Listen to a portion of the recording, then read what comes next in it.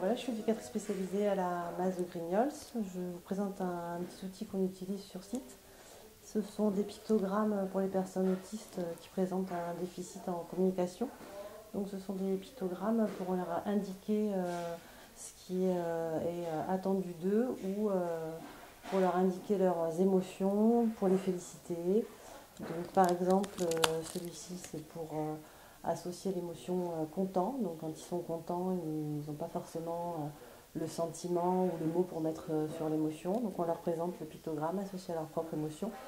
Et le but est qu'ils puissent les transposer dans différents lieux, les généraliser à différentes situations et apprendre diverses émotions. Donc être content, être fatigué, être triste. Geoffrey Sand.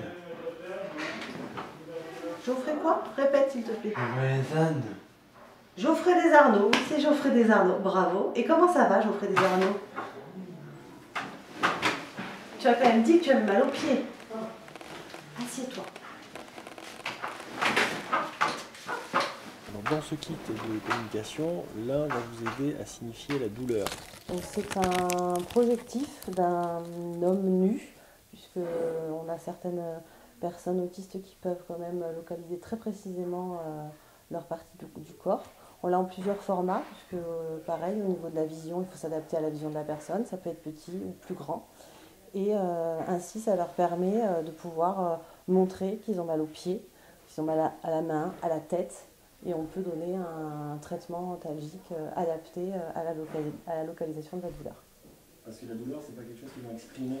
C'est pas du tout quelque chose qu'ils vont exprimer comme les personnes neurotypiques comme vous et moi par exemple. Ils vont parfois avoir un comportement déviant ou un petit peu curieux. Et là tout de suite, le premier point d'appel, c'est vraiment de savoir s'ils ont pas mal quelque part.